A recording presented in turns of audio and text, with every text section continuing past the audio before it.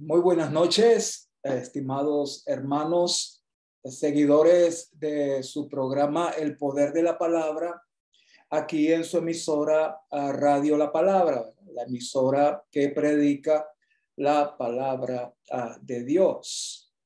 Y bueno, y aquí las reflexiones que hacemos están basadas en la palabra de Dios. Vamos a continuar en el programa pasado. Estuvimos conversando acerca de la gran controversia y hoy es la segunda parte de la gran controversia, cómo afrontar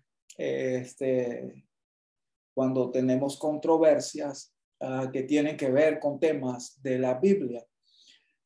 Entonces, hoy vamos a continuar pues esta parte. Vamos a la segunda parte. Sí. Y bueno, vamos a tener que ir nuevamente a ese primer gran concilio que hubo en Jerusalén. Y vamos a ver algunos aspectos también interesantes, ¿no? Sobre el cómo abordaron pues la controversia los principales líderes de la iglesia en Jerusalén. Entonces les invito pues a que vamos a nuestras Biblias. Le comparto aquí pantalla. Estamos en Hechos capítulo 15. En el programa pasado estuvimos describiendo en qué consistía esta controversia. Había un grupo de creyentes, dice en el versículo 5, pero algunos de la secta de los fariseos, dice aquí, ¿verdad? Algunos de la secta de los fariseos. Ok. Algunos de las sectas de los fariseos que habían creído se levantaron diciendo: es necesario circuncidaros y mandarles que guarden la ley de Moisés. Esa era pues una de las posiciones. Eran de este grupo de hombres muy apegados a las escrituras y bueno, incluso más allá de las escrituras, ¿no? Para proteger lo literal de las escrituras. Y ellos hablaban de que es necesario porque, como vimos en el programa pasado, en Génesis capítulo 17, Dios hace pacto con Abraham y con su descendencia. Y el pacto pues consistía en que hay una señal que el que pertenece al pueblo de Dios lo debe tener pues en su propio cuerpo. Claro, es más que todo los varones, y era la circuncisión. Y bueno, Dios hizo pacto con Abraham y con su descendencia. Y bueno, y la descendencia, bueno, ahí está también la descendencia, ¿no? De Abraham en ese concilio. Entonces, el pacto lo que decía sencillamente es que todos los miembros de mi pueblo, todos los que van a formar parte de mi pueblo deben circuncidarse, ¿verdad? Todo varón debe circuncidarse para formar parte de mi pueblo. Y bueno, y aquel que no se circuncide será echado fuera. No podrá ser parte del pueblo de Dios. Y estos hermanos, eran hermanos en la fe. Estos hermanos estaban apegados a las escrituras. ¿Y en qué se basaba la otra posición? Bueno, ya vamos a ver cuál es la posición en que se basó la otra parte, pues los apóstoles especialmente.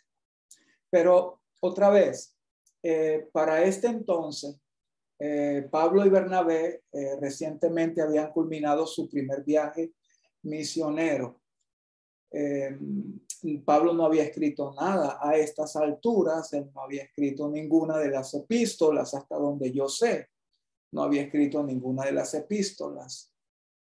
Creo que la primera epístola que Pablo escribió fueron a los Gálatas y precisamente por esta controversia. ¿Sí? Como ya lo vamos a ver, ¿sí? Ok. Entonces, comienza la controversia. ¿Cómo comienza la controversia? Bueno, en el versículo 2, bueno, versículo 1, entonces algunos que venían de Judea enseñaban a los hermanos, si no os circuncidáis conforme al rito de Moisés, no podían ser salvos porque no pueden ser parte del pueblo de Dios, no podían ser salvos. Dice la escritura, mira aquí, Génesis 17, mira, el pacto que Dios hizo con Abraham antes de la ley fue dado a Abraham y a su descendencia. Entonces ellos señalaban con las escrituras de que cómo iban a ser salvos los que no se circuncidaban, si eso está escrito. O esto no es palabra de Dios. No era fácil refutar en ese momento, por lo menos, las escrituras. Había que dejar las escrituras a algún lado y buscar un argumento, ¿verdad? Que desechara el texto de las escrituras. Dice en el versículo 2, como Pablo y Bernabé tuviesen una discusión y contienda no pequeña con ellos. Imagínense cómo sería no pequeña esa discusión. No llegaron a ningún acuerdo y bueno, entonces, bueno, vamos a llevar esto pues ante los apóstoles, ¿no? Vamos a discutir esto pues ante todo la iglesia, ¿sí? Y bueno, y entonces se hizo pues el primer concilio, el concilio para tratar el tema de lo que enseñaban las escrituras para ese tiempo. En ese momento, recuerden otra vez, las únicas escrituras que circulaban, que se llamaban escrituras, era el Antiguo Testamento. No había nada más, no había nada, no había ningún escrito de nadie. Sí, ningún escrito. Tal vez Marcos tendría que investigar por allí, pero probablemente, aunque no lo creo. Lo cierto es eso, hermanos. Lo cierto es que el concilio que iba a estar reunidos tenían que buscar argumentos extraescriturales para persuadir a aquellos hermanos que usaban las escrituras. ¿Y cómo iban a hacer eso? ¿Acaso las escrituras no lo es todo? Pues ellos tenían que hacer algo, tenían que buscar argumentos. ¿Cuál fue el principal de los argumentos? El principal de los argumentos, pues, fue sencillamente la experiencia. La experiencia personal de Pedro, la experiencia personal de Pablo y Bernabé, y bueno, y Santiago cierra con un texto de lo profético de Amós, pero es un texto, como les digo, que no es tan claro como la que presentaba la posición de que hay que circuncidarse para ser salvo. Hay que circuncidarse para ser salvo. Entonces, la experiencia era lo que les quedaba. Entonces, bueno, Santiago finalizó las últimas palabras, pero vamos a ver esos argumentos, que son argumentos en contra de las escrituras, ¿sí? Basada en la experiencia. Bueno, en el versículo, pues comenzamos desde el versículo 5 otra vez.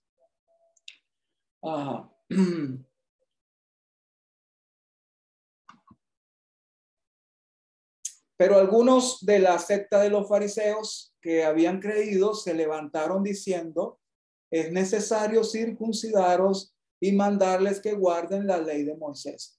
Si un gentil quiere ser parte del pueblo de Dios, debe circuncidarse y guardar la ley de Moisés. ¿Por qué ustedes enseñan eso? Porque así lo dicen las escrituras. Y eso es todo lo que tenían.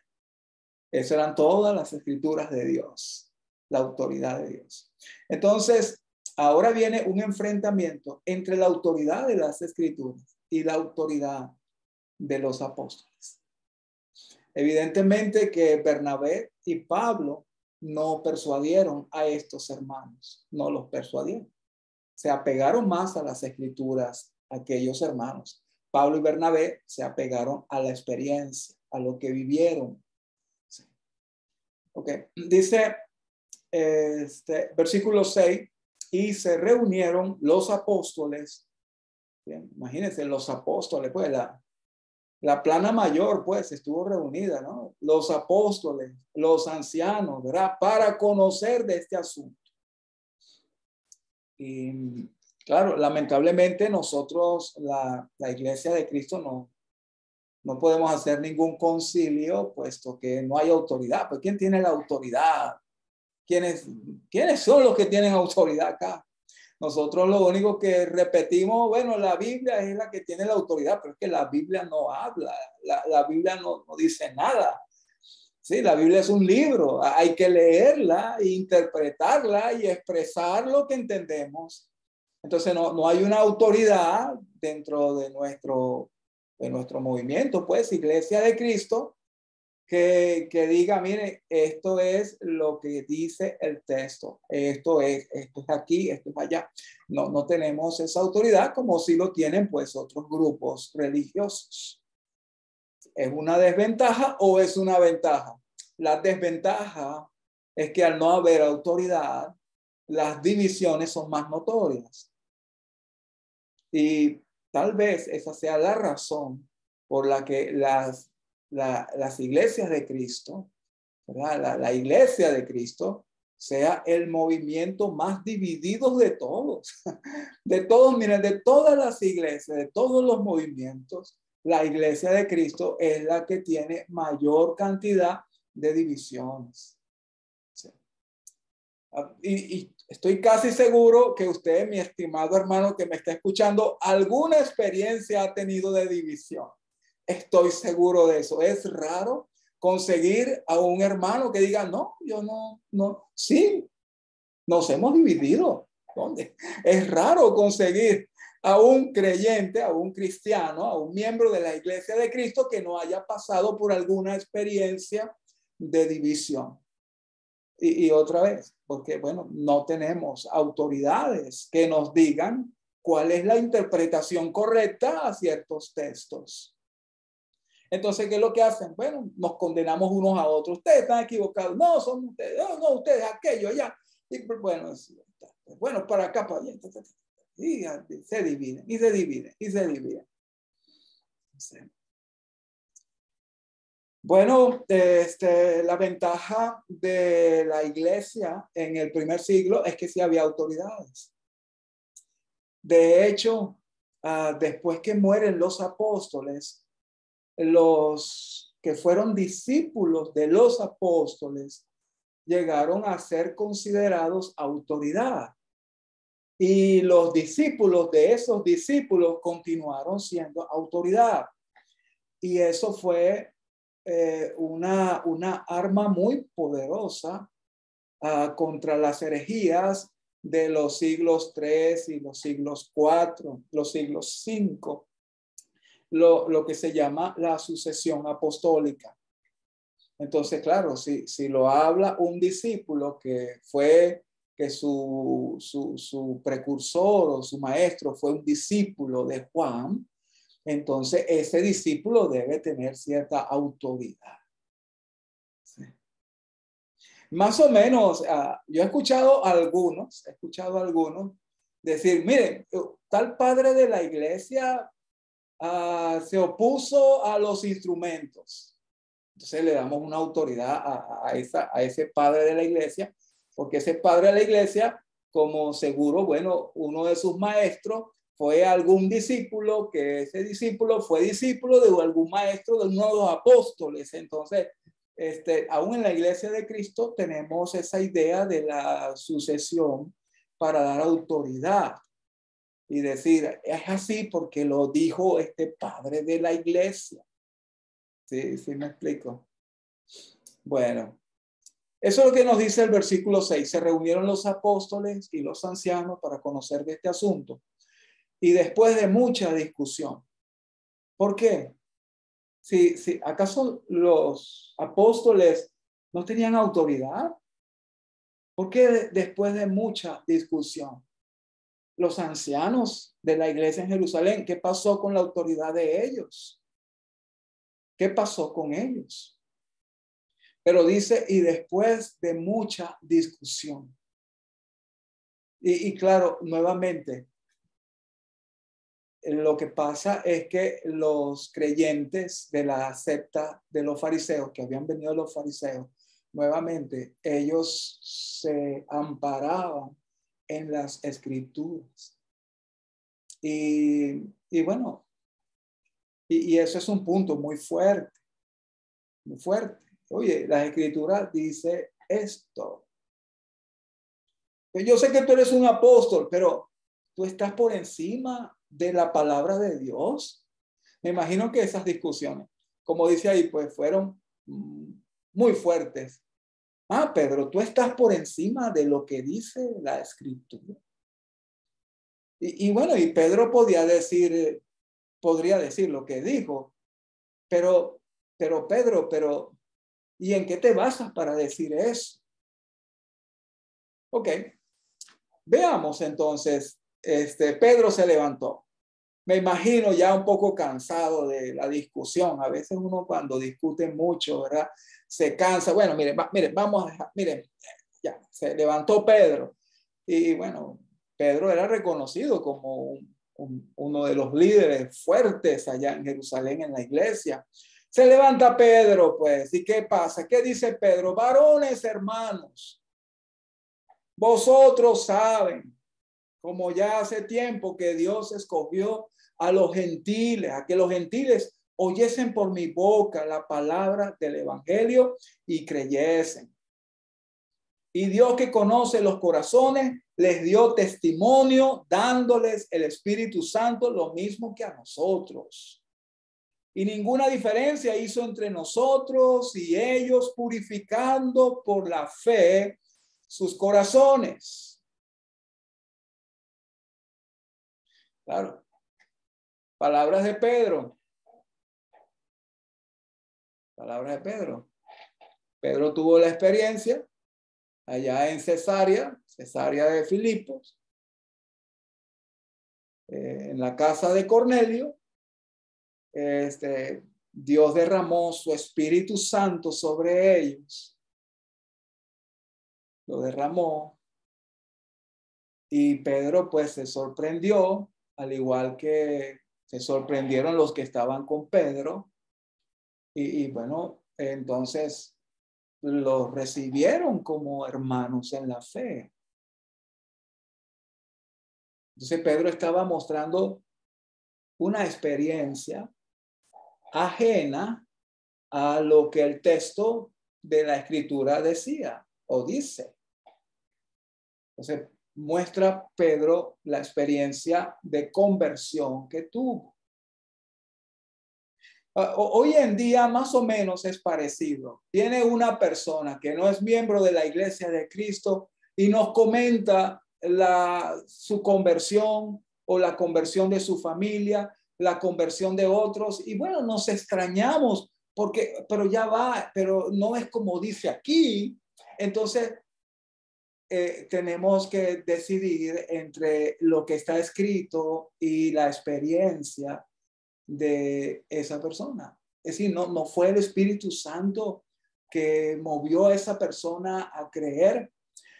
Dice el apóstol Pedro acá, dice aquí, purificando por la fe los corazones. ¿Sí? Es decir, viene alguien y dice, bueno, Cornelio y su familia fueron purificados sus corazones por la fe. ¿Sí? Es decir, Cornelio creyó, toda su familia creyó. Cuando escucharon el mensaje, creyeron. En el momento que creyeron, el Espíritu Santo fue derramado sobre ellos. Cuando creyeron la palabra. Y entonces fue después de que ellos creyeron la palabra y de que fueron purificados sus corazones que fueron bautizados. No se les puede negar el agua a quienes han sido, bueno, Dios trató a ellos como nos trató a nosotros. Dios no hizo ninguna acepción de personas con los gentiles y con nosotros. Bueno, otra vez tenemos acá tenemos la experiencia pues de Pedro con la conversión de los gentiles. Pero también Pedro añadió algo más. Dice, ahora pues, ¿por qué tentáis a Dios, poniendo sobre la cerviz de los discípulos un yugo que ni nuestros padres ni nosotros hemos podido llevar? Sí. ¿Por qué vamos a poner ese yugo a que guarden pues la ley de Moisés si nosotros mismos no la hemos guardado? Sí. Y dijo algo tan hermoso, Pedro, dijo algo tan hermoso, dice, antes creemos que por la gracia del Señor Jesús seremos salvos de igual modo que ellos. Sí. Oye, es por la gracia, sí, por la gracia.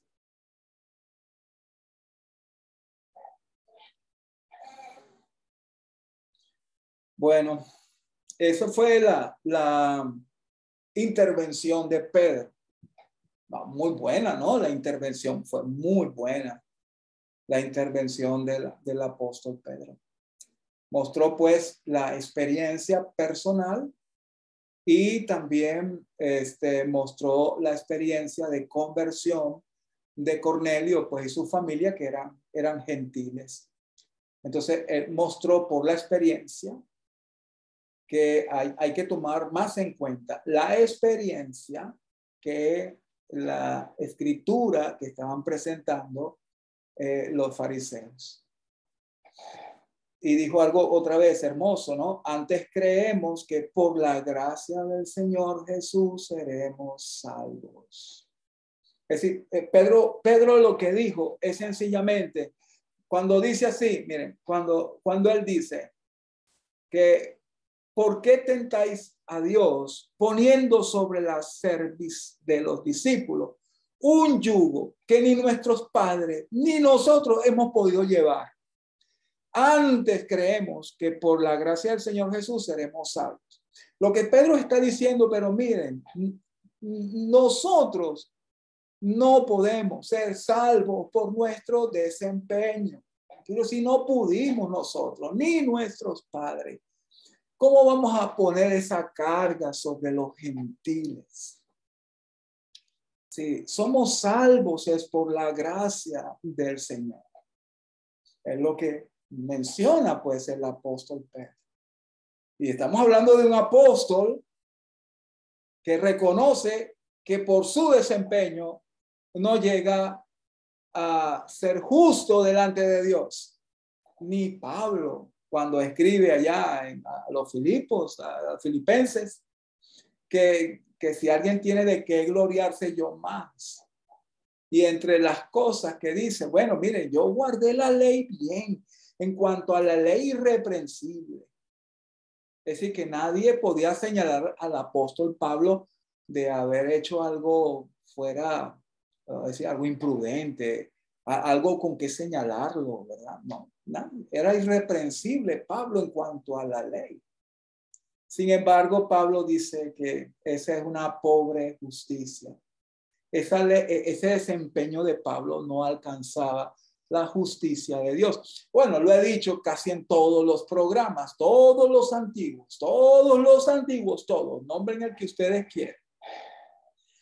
Todos pecaron. Nadie alcanzó la gloria de Dios, nadie. Así que Dios regala su justicia. La gracia es el camino para alcanzar la justicia de Dios. Ser justos de tal manera que podamos estar frente a Dios, frente a su trono. en su presencia. Sí. El apóstol Pedro lo dijo aquí. Antes creemos, eso es lo que creemos, que por la gracia del Señor Jesús, seremos salvos. De igual modo que ellos. Ok. La otra experiencia fue la experiencia de Pablo y Bernabé. Entonces toda la multitud cayó y oyeron a Bernabé y a Pablo que contaban cuán grandes señales y maravillas había hecho Dios por medio de ellos entre los gentiles. Y cuando ellos callaron, ¿verdad? Es decir, otra vez, Bernabé y Pablo no mostraron pues textos bíblicos. Pedro no mostró textos bíblicos. Mostraron fue sus experiencias, tanto personales como la conversión, como lo que ellos han visto en la conversión de otras personas. Entonces, al callar Bernabé y Pablo, el turno le correspondió fue a Santiago. Y Santiago sí tomó un texto. Y bueno,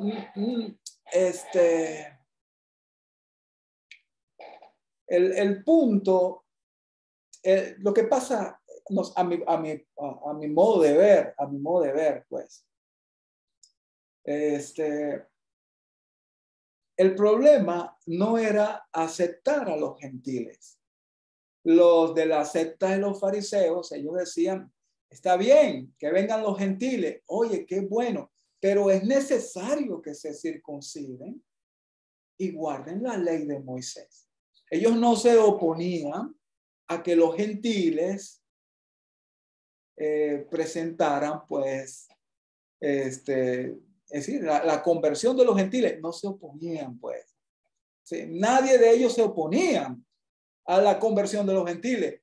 Lo que es el tema importante aquí es circuncidarse es necesario o no es necesario.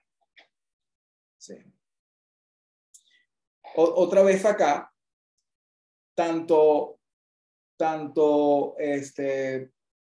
Pedro como Pablo no tocaron el punto de si debían ser circuncidados o guardar la ley. Ellos tocaron el punto de las experiencias, okay, las experiencias que vieron. Pero está bien, pero muy bien Pablo, muy bien Bernabé, muy bien Pedro, sus experiencias, pero esas personas tienen que circuncidarse. Porque si no, miren, están faltando a este pasaje muy claro de las Escrituras. Cuando se para, pues, Santiago en este concilio, bueno, Santiago, ¿qué es lo que hace Santiago? Entonces toda la multitud cayó, oyeron a Bernabé, okay, bueno, ya lo vimos, ¿verdad? Dice que Jacob respondió. Y cuando ellos callaron, es decir, cuando cayó Pablo y Bernabé, el testimonio de ellos, Jacobo respondió diciendo, varones hermanos, oídme. Simón ha contado cómo Dios visitó por primera vez a los gentiles para tomar de ellos pueblo para su nombre. Y con esto concuerdan las palabras de los profetas, como está escrito. Y fíjense, esta estrategia, ¿no? Ni Pedro, ni Pablo, ni Bernabé, ni Santiago tocaron el texto de Génesis 17 y buscaron dar una explicación. Tampoco dijeron, miren, lo que pasa es que ese texto ya está abolido. Tampoco ellos mencionaron eso, por lo menos no se dice nada, no pareciera que no se dice nada sobre la explicación de por qué ese pasaje no no debe presentarse para los gentiles. No tocan el punto central, no lo tocan. Entonces, ¿qué hacen los de la secta de los fariseos? Presentan un pasaje. ¿Y qué hace Santiago? Presenta otro pasaje. Entonces ponen a las escrituras a discutir. Ellos también son seres humanos, ¿eh? Ellos también cometen sus errores. ¿Cómo no? Ellos son líderes de la iglesia. Ellos son llenos del Espíritu Santo. ¿Cómo no? Pero cometen sus errores. Fíjense lo que Pedro hizo en Antioquía. Cometió errores. ¿Sí? Claro. Porque son seres humanos. Bueno, nadie respondió prácticamente la posición de los hermanos. Solo trataron de persuadirles que como Dios los aceptó, entonces no es necesario que ellos se circunciden. Ese era el argumento que yo deduzco del por qué no quisieron tocar ese pasaje de Génesis 17, que es súper válido para ellos, porque no tenían otra escritura. Eso es escritura. Pero ellos podrían decir también de que hay otra manera de conversión aparte de cómo los judíos deben hacerlo. Bueno, o por lo menos algunas costumbres, ¿verdad?, del pueblo judío. Diferente pues a los gentiles, ¿sí? Es decir, que todo lo que está en las escrituras no necesariamente es para todos los seres humanos. Bueno, pero es para la descendencia de Abraham. No estamos hablando del antiguo pacto o del pacto que Dios hizo en el monte Sinaí. Estamos hablando 400 años antes. Es un pacto que Dios hizo, donde todas las familias de la tierra serán benditas. Así que debe ser este texto vigente hoy. Es posible. Estoy haciendo un ejercicio, ¿no?, de los argumentos que pudieron ellos presentar, porque hubo mucha discusión, mucha, no poca. No poca. Primero con Bernabé y Pablo, y luego con los apóstoles y con los ancianos, y con Pablo y Bernabé también allí. Me imagino que ese grupo era algo pequeño. Me imagino que la mayoría de la iglesia estaba con los apóstoles. Entonces, bueno, ¿qué es lo que hace Santiago? La tercera intervención que menciona Lucas. Lucas menciona la tercera intervención. Me hubiera gustado ver la intervención de los otros. Lucas no lo presentó por alguna razón. Tendrá Lucas de no haberla presentado. Tal vez para no confundir. No sabemos, pero solo presentó 3 intervenciones a favor de no circuncidarse, pero ninguna de circuncidarse. Entonces, bueno, no tenemos todos los datos. ¿Sí? Bueno, aquí Santiago pues presenta su argumento. Dice, él tomó pues un texto de Amós. Santiago dice, Simón ha contado cómo Dios visitó por primera vez a los gentiles para tomar de ellos pueblo para su nombre, y con esto concuerdan las palabras de los profetas, como está escrito: después de esto volveré y reedificaré el tabernáculo de David. Son palabras del profeta Amós. Sí. Y dice, después de esto volveré y reedificaré el tabernáculo de David, que está caído, y repararé sus ruinas y lo volveré a levantar, para que el resto de los hombres busque al Señor y todos los gentiles sobre los cuales es invocado mi nombre, dice el Señor, que hace conocer todo esto desde tiempos antiguos. Sí. Ok. Oh, ahí está bien, Santiago. Muy bien. Está interesante el pasaje de Amós. Sí. Usas el tabernáculo de David, que será que reconstruido, va a repararse las ruinas del tabernáculo de David, no el de Moisés, sino el de David, que era un tabernáculo apoteósico, hermoso, lleno pues de mucha música y mucha alabanza. El tabernáculo de David iba a reparar sus ruinas. Luego, en el versículo 19, Santiago dice,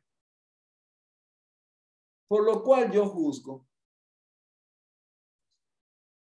Bueno, en mi opinión, a mi juicio, ¿verdad? Dijo Santiago, que no se inquiete a los gentiles que se convierten a Dios, sino que se les escriba, bueno, que se aparten de las contaminaciones de los ídolos, bueno, que dejen su idolatría, pues, que no sean promiscuos, dejen la fornicación, y bueno, y absténganse de ahogado y de sangre.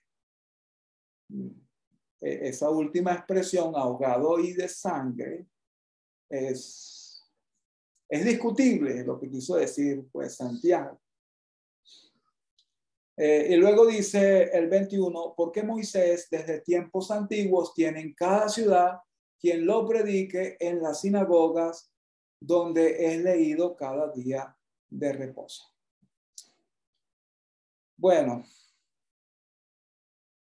está bien, está bien. Entonces, ¿pareció bien a quién? A los apóstoles y a los ancianos. Y no dice con toda la iglesia. Estarían incluidos los que tenían la posición de que los gentiles debían circuncidarse. Bueno, si metemos ahí con toda la iglesia, a lo mejor fueron persuadidos por lo menos algo. Está bien, está bien. No inquietemos a los gentiles, pero sabemos que ese problema continuó hasta finales del siglo. ¿Sí? Por eso es que Pablo escribe Gálatas. ¿Por qué escribe Gálatas? Porque, bueno, hasta allá llegaron, pues, hermanos de Jerusalén que tenían esta posición de circuncidar y llevaron, pues, miren lo que dicen las escrituras. Y claro, como lo decían las escrituras, era fácil, pues, de observar.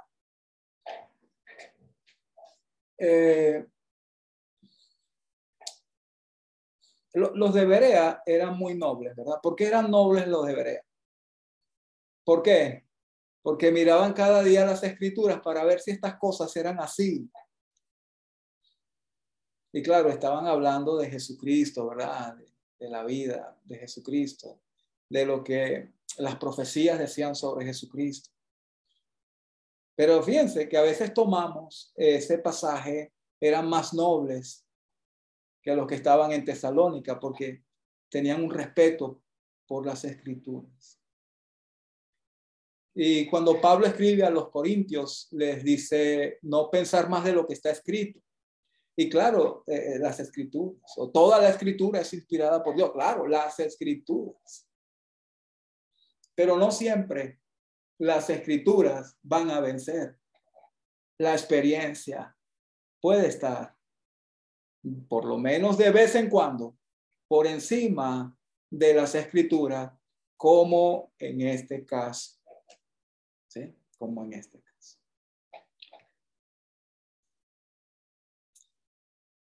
Bueno, entonces terminó pues el concilio. ¿Sí? Ya se acabó el concilio, hermano. Cada quien para su casa. Hoy en día, en las controversias que he escuchado, incluso que he participado, sacan las escrituras. Bueno, solo las del Nuevo Testamento. Las antiguas no tienen valor, para muchos no tienen valor. Lo que vale es lo que dice el Nuevo Testamento. Y entonces decimos aquí, mira lo que dice aquí, mire lo que dice aquí.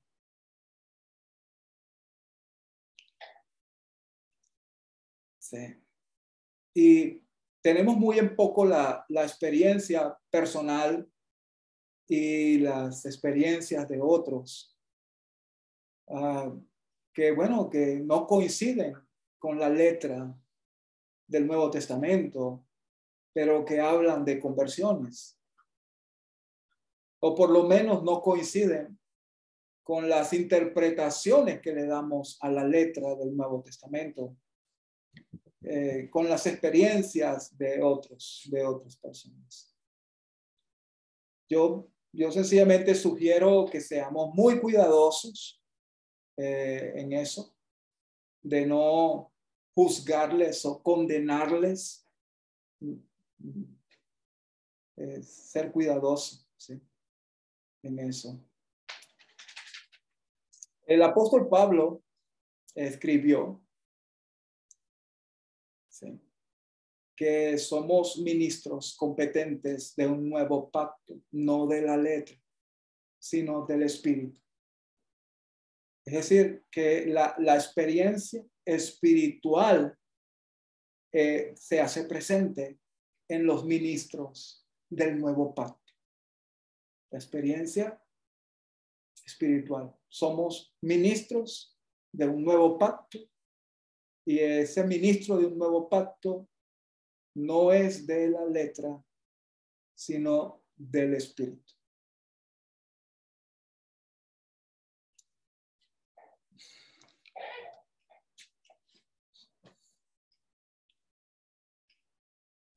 Les hago solamente una observación que todos saben, todos conocen. ¿Cuántos nuevos testamentos hay? ¿Cuántas Biblias hay? Podemos decir, o algo más específico, ¿cuántas palabras de Dios hay reunidas en un volumen? La Biblia es uno.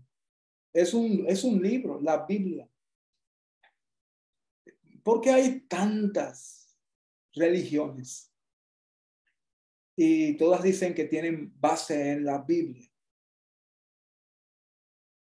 O dentro de la misma iglesia de Cristo, si uno solo es el Nuevo Testamento, ¿por qué hay tantas divisiones si hay un solo Nuevo Testamento?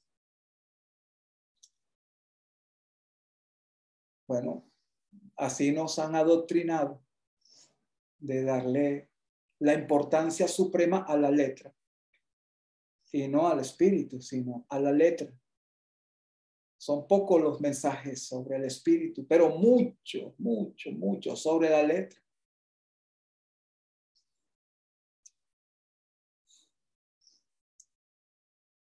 Dios, también eso está escrito, ¿no? Eso es letra también, pero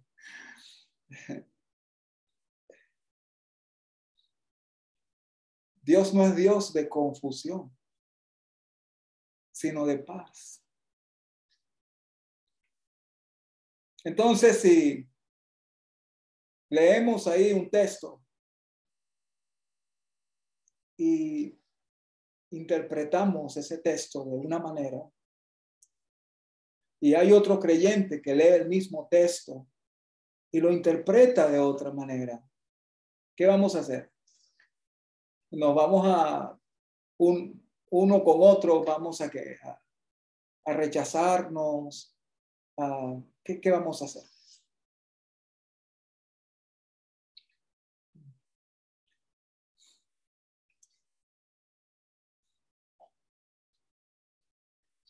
Si Jesús dijo que en estos conocerán todos que son mis discípulos, si tuvierais amor unos con otros. Si eso es verdad, lo que dijo Jesús, que la gente nos va a conocer, es por nuestras relaciones de amor unos con otros. Significa que la letra está en un segundo plano.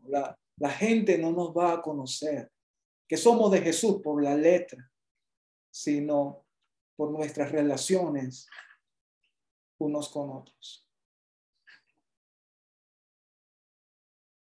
También hay otros pensamientos. El amor edifica.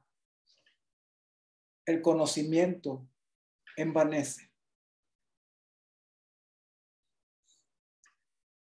Otros pensamientos. Juan tiene dos pensamientos en sus cartas. En su primera carta, el que ama conoce a Dios. El que no ama no lo conoce.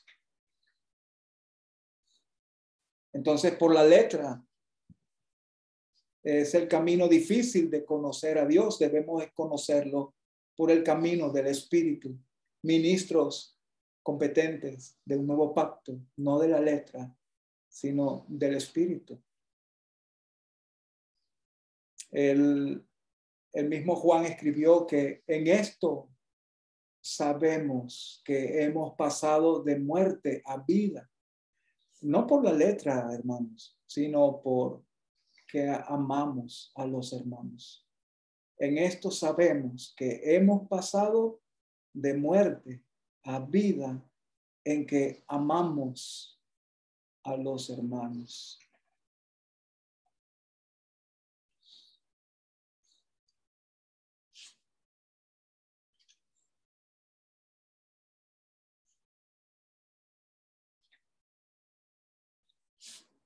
El apóstol Pablo también escribió: arraigados y cimentados en amor, ¿verdad?